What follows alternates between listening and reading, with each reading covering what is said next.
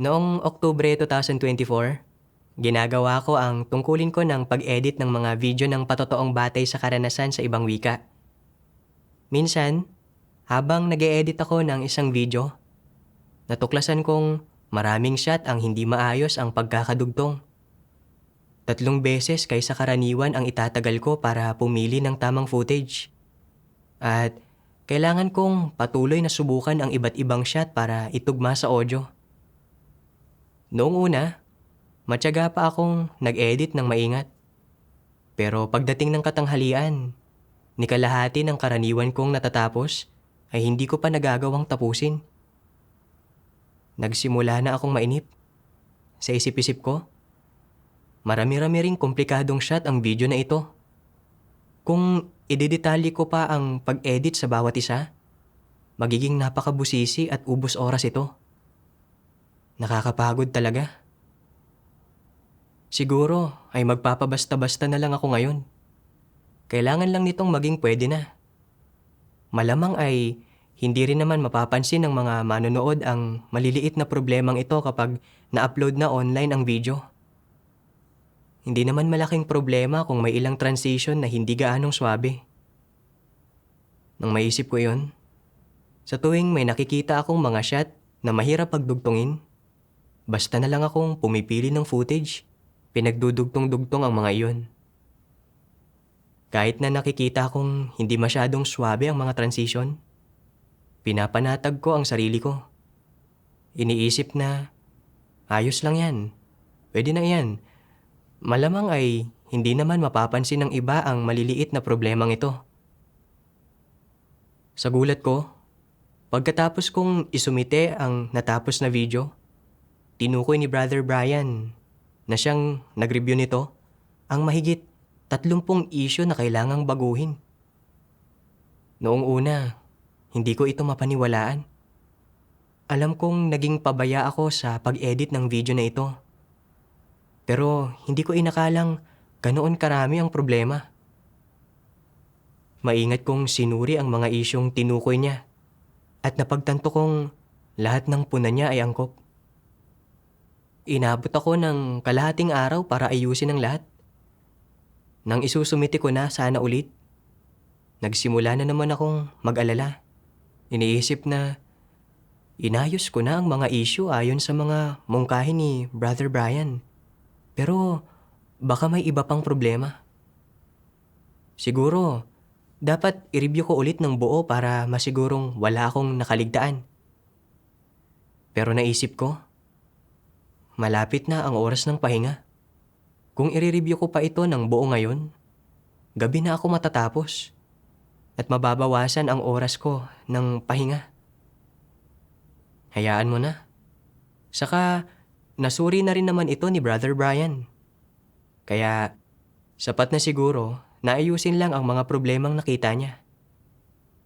Kaya, pagkatapos gawin ang mga iminungkahing pagbabago, isinumiti ko na ito ng diretso. Hindi ko inaasahan na sa pagkakataong ito, ibang tao na ang nag-review. Si Brother Kirk. At may itinuro na naman siyang 7 o 8 issue na dapat ayusin. Nang makita ko ang resulta, napagtanto kong naantala ko ang schedule ng pag-upload ng video. Naisip ko, kung naglaan lang sana ako ng dagdag na oras kahapon at nireview ito ng buo, malamang ay nakita ko na ang mga problemang ito. At nai-upload na sana ang video ngayon ayon sa schedule. Ang dahilan kung bakit hindi ito nai-upload sa takdang oras ay dahil naging pabaya ako at hindi ko ito sineryoso. Dahil dito, medyo sinisi ko ang sarili ko. At sinabi ko sa sarili ko na dapat akong maging masipag sa mga pagbabago sa pagkakataong ito at hindi na ako pwedeng maging pabaya. Kaya, pagkatapos ayusin ang mga issue, nireview ko ulit ang buong video. May natuklasan akong ilang parte pa kung saan hindi swabe ang mga transition. At itinama ko ang mga iyon. Bagamat nangailangan ito ng dagdag na oras at pagsisikap, Napanatag ang loob ko. Sa pagkakataong ito, pagkatapos kong isumiti ang video, maayos itong na-upload sa website. Pagkatapos, habang iniisip kung paano naantala ng pabaya kong saloobin ang pag-upload, nakonsensya talaga ako. Sa aking mga devosyonal, nakabasa ako ng isang sipi ng mga salita ng Diyos na nagbigay sa akin ng kaunting pagkaunawa sa aking kalagayan. Sabi ng makapangyarihang Diyos, isa itong elemento ng mga tiwaling disposisyon na pangasiwaan ang mga bagay-bagay ng walang galang at iresponsable. Pagiging salanggapang ang madalas na tawag ng mga tao rito. Sa lahat ng bagay na kanilang ginagawa nila ito sa puntong tama lang iyan at pwede na. Ito ay isang saloobin ng siguro, posible at malamang. Ginagawa nila ang mga bagay-bagay ng pabasta-basta. Nasisiyahan na silang gumawa sa pinakamababang paraan at nasisiyahan sa pagpapanggap para lang makalusot. Wala silang nakikitang dahilan para seryosohin ang mga bagay-bagay o maging mitikuloso at lalong wala silang nakikitang dahilan para hanapin ang mga katotohanang prinsipyo. Hindi ba't isa itong elemento ng mga tiwaling disposisyon? Pagpapamalas ba ito ng normal na pagkatao? Hindi. Tama lamang na tawagin itong kayabangan at lubos na angkop ding tawagin itong walang disiplina, ngunit para tumpak itong mailarawan, ang tanging salitang angkop ay salanggapang. Karamihan ng mga tao ay may pagiging salanggapang sa loob nila. Iba-iba lamang ang antas. Sa lahat ng bagay, nais nilang gawin ang mga bagay-bagay sa pabasta-basta at walang ingat na paraan at may kaunting panlilin lang sa lahat ng ginagawa nila. Dinadaya nila ang iba tuwing may pagkakataon sila. Nilalaktawan ang ilang hakbang kapag kaya nila at nagtitipid ng oras kapag kaya nila. Iniisip nila sa kanilang sarili, hanggat maiiwasan kong mabunyag at walang idinudulot na mga problema at hindi ako pinananagot, magpapanggap ako para malusutan ito. Hindi ko kailangang gumawa ng isang napakahusay na trabaho. Masyadong abala iyon. Ang gayong mga tao ay hindi kailanman nakabisado ang anumang bagay at ayaw nilang magsikap o magdusa at magbayad ng halaga sa pag-aaral nila. Gusto lang nilang mababaw na matutunan ang isang paksa at pagkatapos ay tinatawag ang sarili nila na bihasa roon. Naniniwala na nagtagumpay sila sa pagkatuto nito at pagkatapos ay umaasa sila rito upang makaraos lang. Hindi ba't ganito ang pag-uugali ng mga tao sa ibang mga tao, pangyayari at bagay? Mabuti ba ang ganitong pag-uugali? Hindi. Sa madaling salita, ito ay ang makaraos lang. Ang gayong pagiging salanggapang ay umiiral sa lahat ng tiwaling sangkatauhan. Ang mga taong may pagiging salanggapang sa kanilang pagkatao ay may pananaw at saloobing makaraos lang sa lahat ng bagay na ginagawa nila.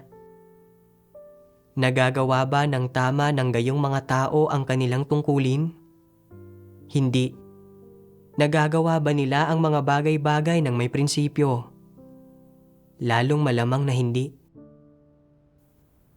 Pagkatapos kong basahin ang mga salita ng Diyos, ay saka ko lang naunawaan. Kapag palaging walang galang at iresponsable ang saloobin ng mga tao sa mga bagay-bagay, gumagamit ng mga pabaya at mapanlinlang na paraan para lang makaiwas sa abala, ito ay dahil meron silang pagiging salanggapang sa kanilang kalooban. Kinamumuhian ng Diyos ang palagiang saloobing ito na iniraraos lang ang mga bagay-bagay kapag ginagawa ang kanilang tungkulin. Inilantad ng mga salita ng Diyos ang eksaktong kalagayan ko.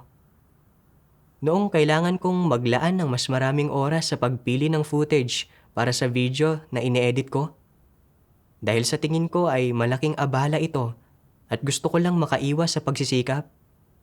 Basta na lang akong kumuha ng kahit anong shot at pinagdugtong-dugtong ang mga iyon. Kahit na nakikita kong hindi swabe ang mga transition, ayaw kong ayusin ang mga iyon. Umaasa pa nga akong makakalusot ako kung hindi ito mapapansin ng kapatid na nagre-review. Sa huli, maraming problema ang video at naantala ang pag-upload nito dahil sa paulit-ulit na pagre-revisa. Ginagambala at ginugulo ko ang gawaing pang video ng iglesia. Sa katunayan, ang pangunahing tungkulin ng isang editor ay pumili ng pinakaangkop na footage at pagkatapos ay gumamit ng ilang pamamaraan para maging swabe ang daloy ng video. Ito ang pinakapangunahing saloobin at responsibilidad na dapat meron ng isang editor.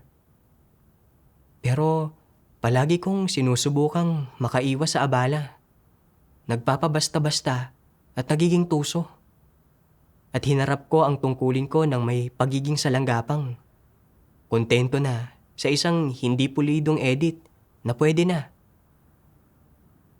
Kung magpapatuloy ako ng ganito sa katagalan, hindi lang ako mabibigo sa aking tungkulin bilang isang editor, kundi mabubunyag at matitiwalag din ako dahil sa pag-antala sa gawaing pang video. Masyadong malubha ang mga kahihinatnan. Nang mapagtanto ko ito, bumigat ang loob ko at labis akong nakonsensya. Pagkatapos ay nanalangin ako sa Diyos, handang magbago at hindi na tratuhin ang aking tungkulin batay sa aking pagiging salanggapang. Pagkatapos niyon, naging mas masipag ako ng kaunti sa aking tungkulin. Minsan, nag-e-edit ako ng isang video sa wikang Slovak. At pagkatapos kong isumite ito, tinukoy ng sister na nag-review nito ang isang problema sa mga paghinto sa pagitan ng mga linya ng dialogo. Kalaunan, may natuklasan akong paraan na makalulutas sa isyong ito. Kaya sinubukan kong gamitin ito sa aking pag-e-edit. Sa gulat ko, nang isinumiti ko ulit ang video, sinabi ng sister na maganda ang pagka-edit at swabe ang daloy nito. Sobrang saya ko nang marinig ito. At mukhang talagang medyo mapapabuti ng paraang ito ang mga resulta ng aking tungkulin. Gayunpaman, medyo abala na gamitin ang paraang ito. Nangangailangan ito ng ilang karagdagang hakbang. Kung i-edit ko ang bawat video sa ganitong paraan, masyadong malaking abala at mas kakailanganin kong magdusa. Kaya bumalik ako sa dati kong paraan ng pag-e-edit. At bilang resulta, maraming problema na naman ang lumitaw. Alam na alam ko na kung mas nagsikap lang ako at naglaan ng kaunting dagdag na oras, maiiwasan sana ang mga problemang ito. Sa pag-iisip nito, labis akong nakonsensya. Bakit ba hindi na lang ako mas magsikap sa tungkulin ko at magbayad ng mas malaking halaga? Bakit nagiging pabayaan na naman ako? Naalala ko na inilantad ng Diyos na ang mga taong walang kabutihan ay hindi kayang gawin ng maayos ang anumang tungkulin. Kaya hinanap ko ang kabanatang iyon ng mga salita ng Diyos para basahin. Sabi ng makapangyarihang Diyos, anong klaseng mga tao ang inililigtas ng Diyos? Masasabi mo na lahat sila ay mga taong may konsensya at katwiran at kayang tanggapin ang katotohanan dahil tanging ang mga may konsensya at katwiran ang nagagawang tumanggap at magpahalaga sa katotohanan at basta't nauunawaan nila ang katotohanan, maisasagawa nila ito. Ang mga taong walang konsensya at walang katwiran ay mga taong walang pagkatao. Sa simpleng salita, wala silang kabutihan. Ano ang kalikasan ng walang kabutihan? Ito ay pagiging walang pagkatao, hindi marapat na tawaging tao. Yaong mga walang kabutihan ay walang pagkatao. paano nila magagampanan ng maayos ang kanilang mga tungkulin? Hindi sila karapat-dapat na gumampan ng mga tungkulin at hindi nila magampanan ng maayos ang anumang tungkulin. Ang mga ganitong tao ay hindi karapat-dapat na tawaging tao. Sila ay mga hayop sa anyo ng tao. Ang mga may konsensya at katwiran lamang ang maaaring humawak sa mga gawain ng tao, maging tapat sa kanilang salita, mapagkakatiwalaan, at maging kalipikado bilang mga matuwid na Ginoo. Ang terminong mga matuwid na Ginoo ay hindi ginagamit sa sambahayan ng Diyos. Sa halip, hinihingi ng sambahayan ng Diyos na maging matapat ang mga tao. Ito ang katotohanan. Ang mga matapat na tao lamang ang mapagkakatiwalaan, may konsensya at katwiran, at karapat-dapat na tawaging tao. Kung kayang tanggapin ng isang tao ang katotohanan at kumilos ayon sa mga prinsipyo habang ginagampanan ang kanyang mga tungkulin, at ginagampanan ang kanyang mga tungkulin ng pasok sa pamantayan, kung gayon, ang taong ito ay matapat at mapagkakatiwalaan, at yaong mga makakapagkamit ng kaligtasan ng Diyos ay mga matapat na tao. Ang pagiging isang matapat na tao na mapagkakatiwalaan ay hindi tungkol sa iyong mga abilidad o hitsura, at lalong hindi tungkol sa iyong kakayahan, kahusayan, o mga kaloob. Basta't tinatanggap mo ang katotohanan, kumikilos ka ng may pananagutan, at mayroon kang konsensya at katwiran at magagawang magpasakop sa Diyos, sapat na iyon. Anuman ang mga kapabilidad na taglay ng isang tao, ang tunay na alalahanin ay nawala siyang kabutihan. Ang isang tao na walang kabutihan ay hindi tao, bagkus ay isang hayop. Ang mga itiniwalag ng sambahayan ng Diyos ay itiniwalag dahil sila ay walang pagkatao at lubos na walang kabutihan.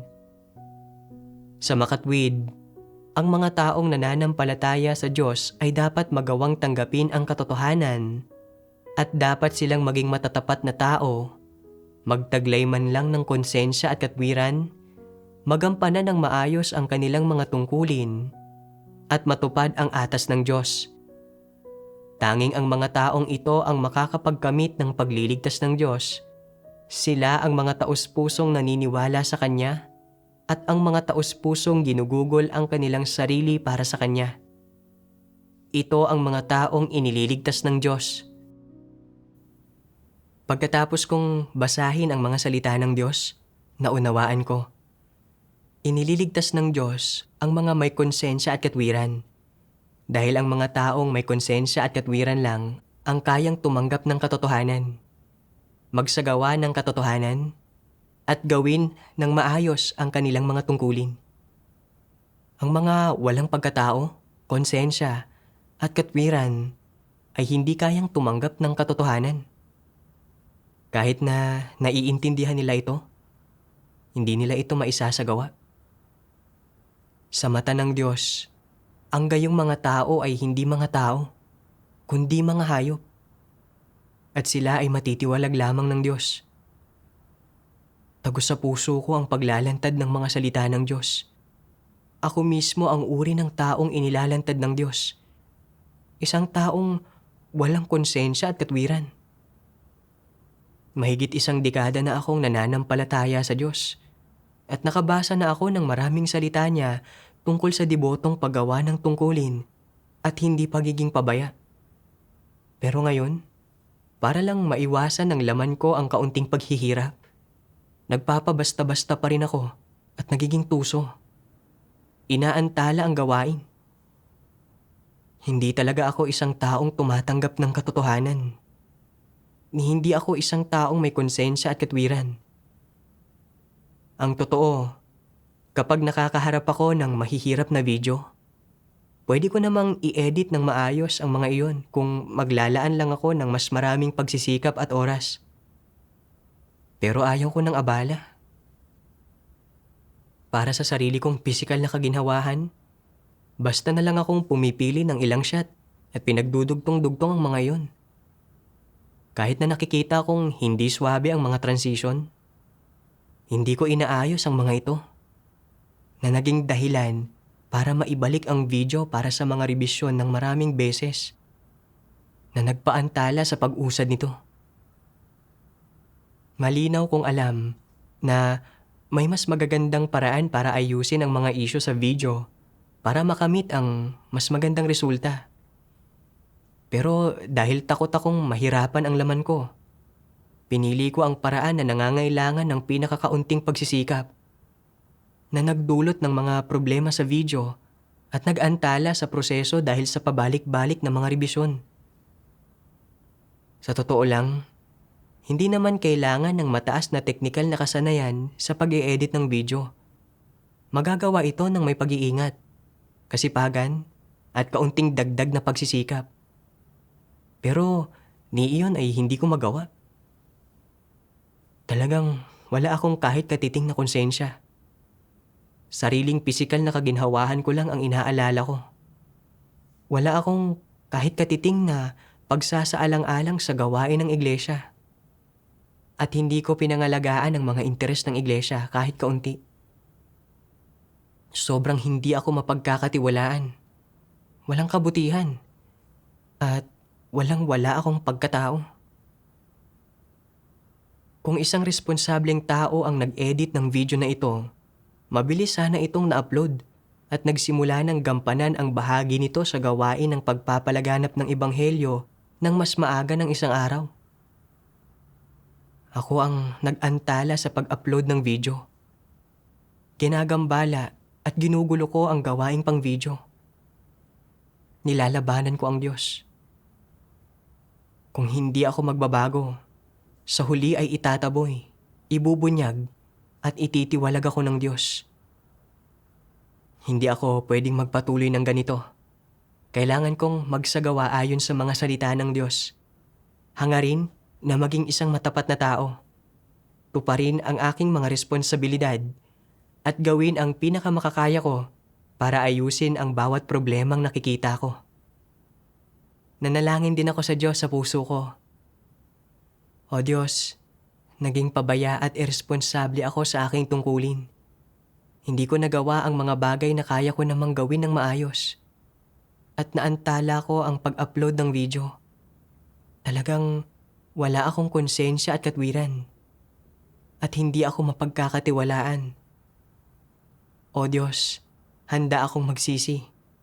Kahit na mga hulugan pa ito ng paglalaan ng mas maraming oras at lakas, paghihirap at pagbabayad ng mas malaking halaga.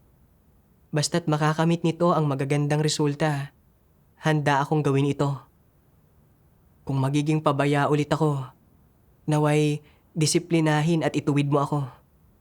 Pagkatapos niyon, binago ko ang dati kong maling saloobin sa aking tungkulin. Bagamat naglaan ako ng dagdag na oras at lakas sa pag-i-edit ng mga video, mas naging swabe tingnan ang mga na-edit na video at medyo bumilis ang proseso ng pag-upload. Sa paggawa ng tungkulin ko sa ganitong paraan, mas napanatag ang loob ko. Pagkaraan ng ilang panahon, nagpadala ng mensahe ang supervisor na nagsasabing ilang kapatid ang nagkomento na napakaswabe ang mga video na na-edit ko. At tinanong niya kung meron akong anumang magagandang paraan na maibabahagi sa lahat. Labis akong naantig at napaisip nang marinig ko ito. Sinunod ko lang naman ang sinasabi ng Diyos na maglaan ng mas maraming pagsisikap sa aking tungkulin at magbayad ng mas malaking halaga. Hindi ko inaasahan, nagaganda ng husto ang mga resulta ng aking tungkulin. Kalaunan, ibinahagi ko ang aking karanasan at ang paraan ng pag-e-edit sa aking mga kapatid. At nakita nilang lahat na malaking tulong ito.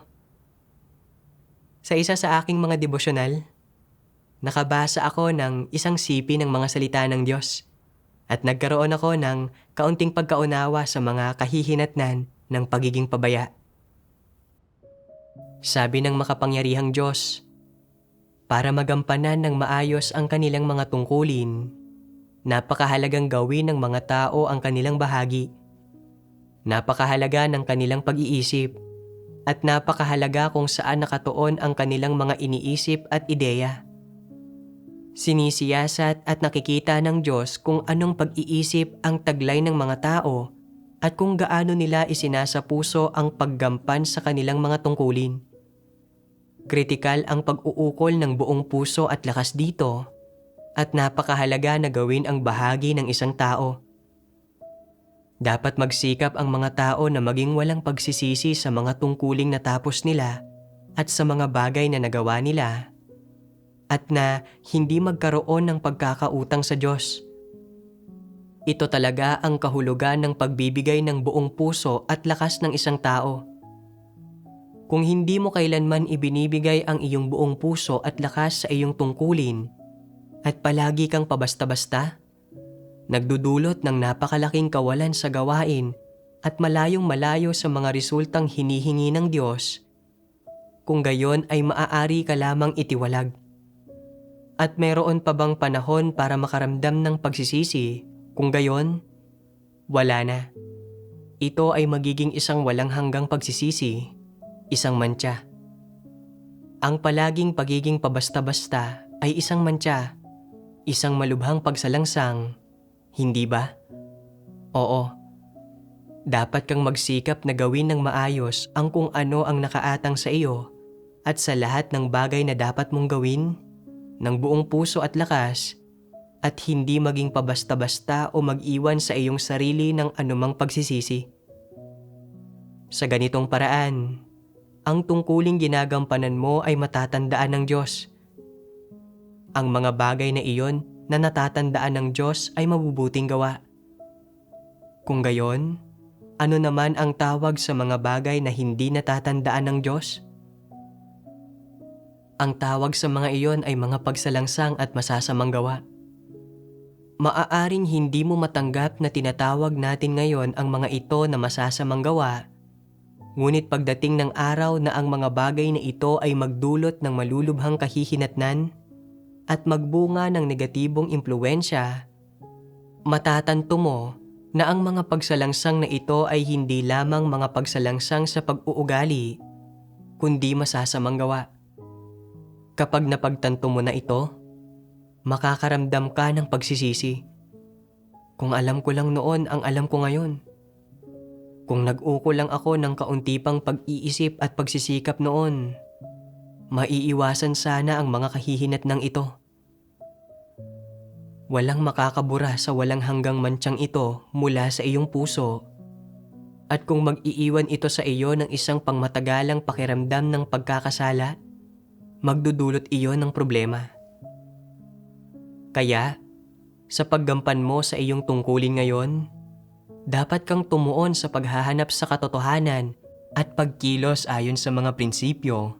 Nagsisikap na ibigay ang lahat ng iyong puso at lakas sa atas ng Diyos sa iyo, at lahat ng iyong ginagawa ay dapat mag-iwan sa iyo ng isang malinis na budhi at walang pagsisisi at matandaan ng Diyos.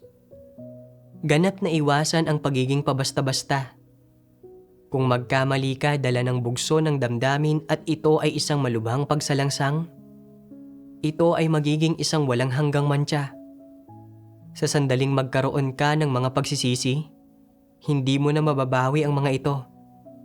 Magiging permanente na ang mga ito. Dapat mong makita ng malinaw ang dalawang landas na ito. Alin ang dapat mong piliin upang makamit ang pagsang-ayon ng Diyos? Ang paggampan sa iyong tungkulin ng buong puso at lakas, paghahanda ng sapat na mabubuting gawa, at pagsisikap na makamit ang katotohanan. Sa ganitong paraan mo lamang maiiwasang magkaroon ng anumang pagsisisi. Anuman ang mangyari, huwag gumawa ng masama at guluhin ang paggampan ng tungkulin ng ibang tao. Huwag gumawa ng anumang kilos ng paglabag sa katotohanan at paglaban sa Diyos. At huwag bigyan ang iyong sarili ng habang buhay na mga pagsisisi. Ano ang kahihinatnan ng paggawa ng napakaraming pagsalangsang? Ito ay na maiipon ang puot ng Diyos sa iyo sa kanyang presensya. Habang mas marami kang pagsalangsang na ginagawa, mas lalong naiipon ang puot ng Diyos sa iyo. Sa huli, ikaw ay parurusahan.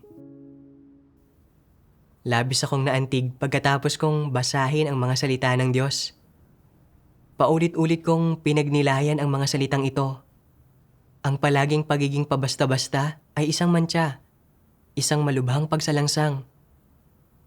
At napagtanto ko na sa palaging pagiging pabaya sa aking tungkulin, hindi lang ako nabibigong maghanda ng anumang mabubuting gawa. Bagkus ay nag-iipon pa ako ng masasamang gawa. Kung isang araw ay humantong ito sa malulubhang kahihinatnan, ako ay ganap na mabubunyag at matitiwalag. Kung ang mga video na inedit ko ay direktang na-upload online nang walang sino mang nagsusuri, ang lahat ng problema sa mga iyon ay labis na magbibigay kahihiyan sa Diyos. Natamasa ako ang napakaraming pagdidilig at panustos ng katotohanan mula sa Diyos.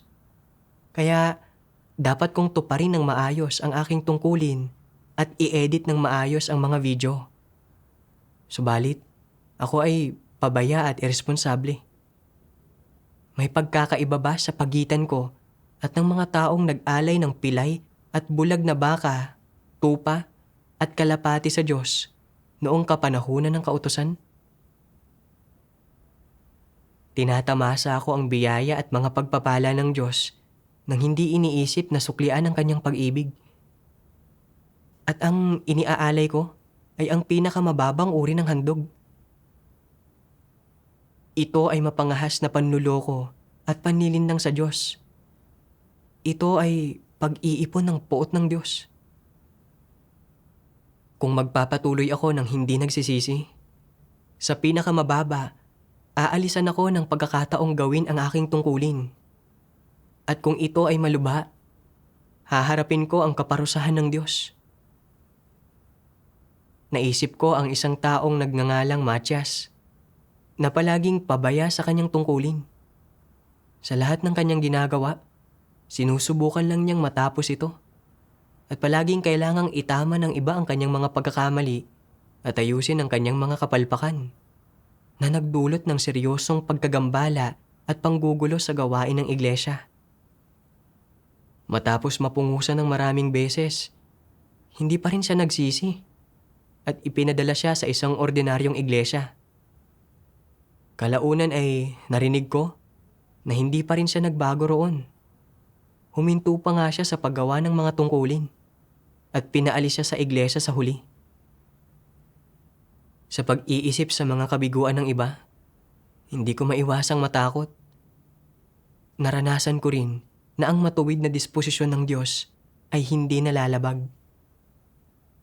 Ang katunayang nakakagawa pa rin ako ng tungkulin sa iglesia ay awa ng Diyos at isang pagkakataon para sa akin na magsisi.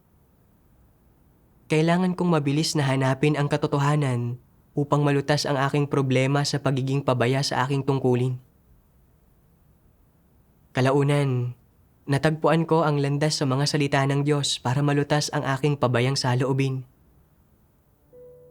Sabi ng makapangyarihang Diyos, kapag ginagampanan mo ang iyong tungkulin, sa katunayan, ginagawa mo ang dapat mong gawin.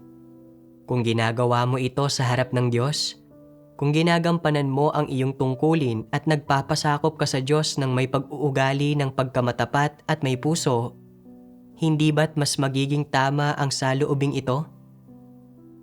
Kaya paano mo magagamit ang saloobing ito sa tunay na buhay? Dapat mong gawing realidad ang pagsamba sa Diyos ng may puso at pagkamatapat.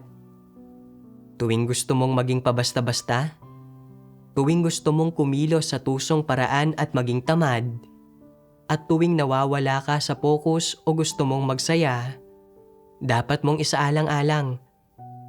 Sa pagkilos ng ganito, ako ba ay nagiging di mapagkakatiwalaan? Ganito ba ang pagsasapuso ko sa paggawa ng aking tungkulin?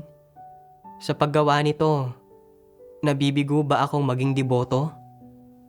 Nabibigo ba akong tuparin ang atas na naipagkatiwala ng Diyos sa akin? Ganito ka dapat magnilay sa sarili mo.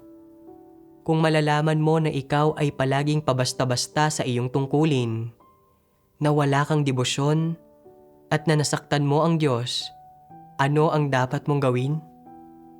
Dapat mong sabihin, sa oras na iyon, nadama ko na may mali rito, pero hindi ko ito itinuring na problema.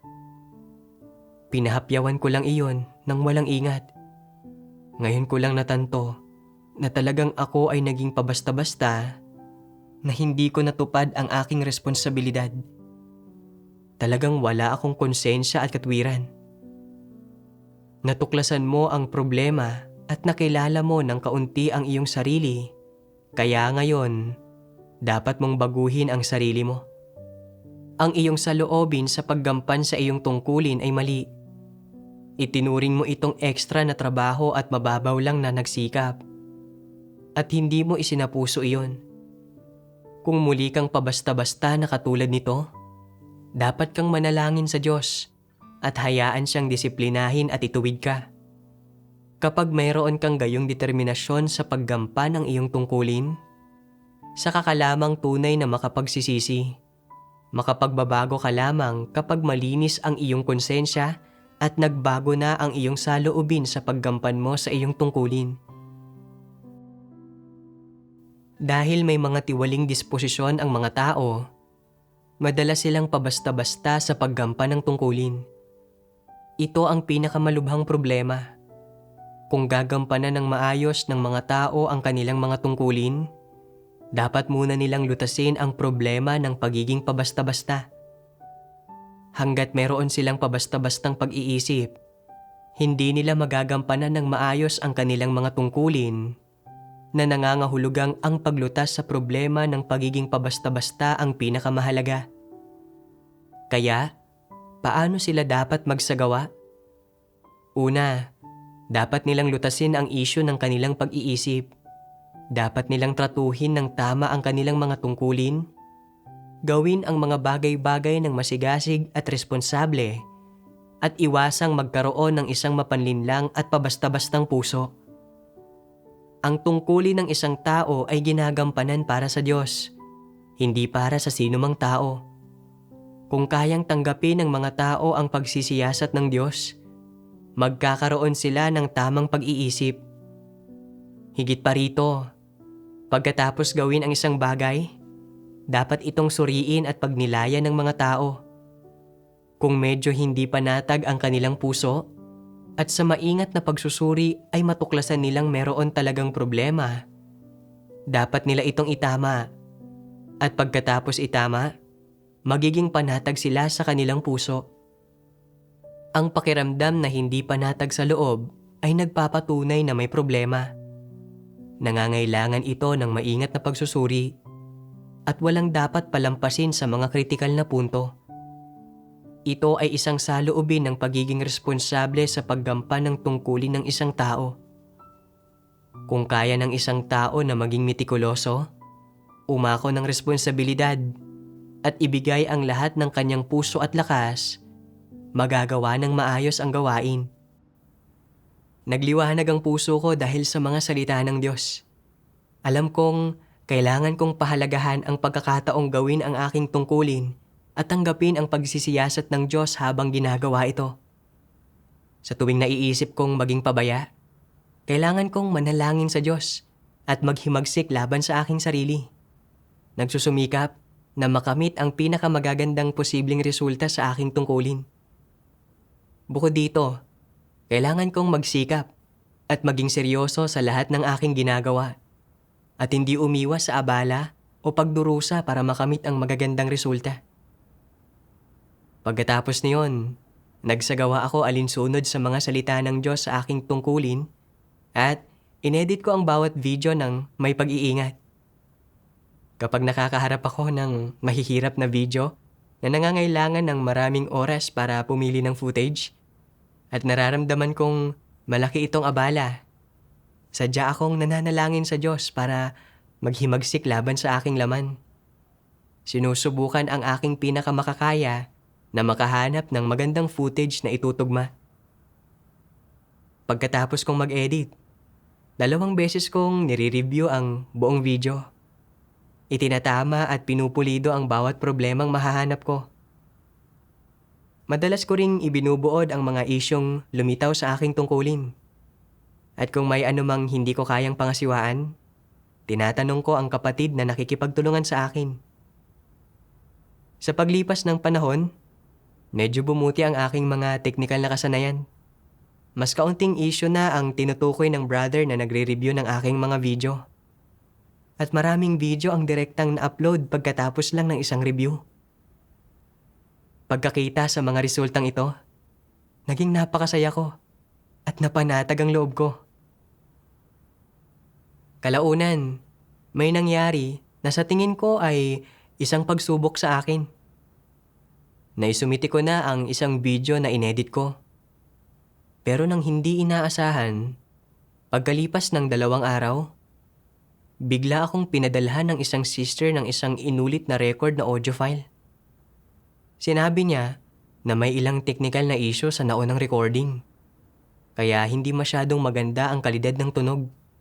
At inulit ang pag-record dito. Kailangan kong ulitin ang pag-edit sa video para itugma sa bagong audio. Noong una, hindi ko matanggap ang balitang ito. Iniisip na, hindi nga, i-edit ulit? Hindi ba't nangangahulugan iyon na nasayang lang ang halos lahat ng nauna kong trabaho?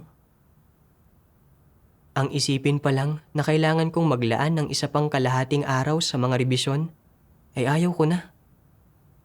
Pakiramdam ko ay napakalaki nitong abala. Nagpunta ako sa supervisor para magtanong. At sinabi niya na bagamat hindi maganda ang kalidad ng naunang audio, katanggap-tanggap pa rin naman. Kaya ayos lang kahit hindi ito palitan. Nang marinig ko siyang sabihin iyon, naisip ko, sakto. Kung ganoon, hindi ko na kailangang dumaan sa abala ng pag-uulit ng pag-i-edit. Pagkatapos, ikinumpara ko sa lumang audio ang bagong audio na ipinadala sa akin ng sister. At natuklasan kong mas maganda nga talaga ang bago. Sa puntong iyon, nag-alinlangan ako. Dapat ko bang palitan ang audio o hindi? Kung hindi, makakaiwas ako sa abala. At pwede pa ring ma-upload ng normal ang video. Pero maaapektuhan ang kalidad. Inulit na ng sister ang pag-record ng audio. At ang pagpapalit nito sa luma ay magpapaganda sa mga resulta ng video. Hindi ba't dapat maglaan ako ng oras para palitan ang audio at ulitin ang pag-edit ng video? Noong sandaling iyon, isang sipi ng mga salita ng Diyos ang pumasok sa isip ko. Dapat kang magsikap na gawin ng maayos ang kung ano ang nakaatang sa iyo at sa lahat ng bagay na dapat mong gawin ng buong puso at lakas at hindi maging pabasta-basta o mag-iwan sa iyong sarili ng anumang pagsisisi. Sa ganitong paraan, ang tungkuling ginagampanan mo ay matatandaan ng Diyos. Ang mga salita ng Diyos ay napapanahong paalala para sa akin. Ang paglalaan ng dagdag na oras para rebisahin ang video na ito ay magbibigay daan dito na makamit ang mas magandang resulta at iyon ay isang bagay na makabuluhan at mahalaga. Bukod dito, ang mga video na ito ng patotoong batay sa karanasan ay iingatan ng walang hanggan. Kung makapaglalaan ako ng kaunting oras ngayon para mas mapaganda ang video na ito, kung gayon, dapat kong gawin ang lahat para maging napakaganda nito hanggat maaari. Iyon ang ibig sabihin ng tuparin ng maayos ang aking responsibilidad at hindi mag-iwan ng mga pagsisisi. Sa pag-iisip nito, sinabi ko sa supervisor, mas maganda nga talaga ang audio na inulit ang record. Mapapabuti ng pagpapalit ng audio ang mga resulta ng video. Kaya sulit na maglaan ng dagdag na oras para i-edit ito. Sumang-ayon ng supervisor. Nang isumiti ko ang video pagkatapos itong i-edit ulit gamit ang bagong audio, naramdaman ko ang kakaibang kapanatagan at kasiyahan. Bagamat ang pagpapalit ng audio at pag-uulit ng pag-edit ay nangailangan ng ilang oras at lakas, ginawa itong sulit at makabuluhan ng pagpapabuti sa mga resulta ng video ng patotoong batay sa karanasan. Binalikan ko ang lahat ng pagkakataon na naging pabaya ako sa aking tungkulin. Kung paanong sa paghahangad ng panandaliang pisikal na kaginhawahan ay naantala ko ang normal na pag-upload ng napakaraming video at nakagawa ng maraming pagsalangsang. Nakaramdam ako ng pagsisisi at pagkakautang. Mula ngayon, hindi na ako pwedeng maging pabaya sa pagtrato ko sa aking tungkulin. Dapat kong ibigay ang buong puso ko at lahat ng aking lakas. Kalaunan, sa aking tungkulin, nagsimula akong tumuon sa pagsusuri ng aking saloobin. Minsan, kapag nakakaharap ako ng mahihirap na video, lumilitaw pa rin ang pag-iisip na malaki itong abala at ayaw kong magdusa. Pero pagkatapos ay naiisip ko na ito ang aking tungkulin, ang aking responsibilidad, at kailangan kong unahin ang mga resulta at huwag matakot sa abala. Unti-unti, nagawa kong maghimagsik laban sa mga kaisipang ito at magsagawa ayon sa mga salita ng Diyos. Salamat sa Diyos.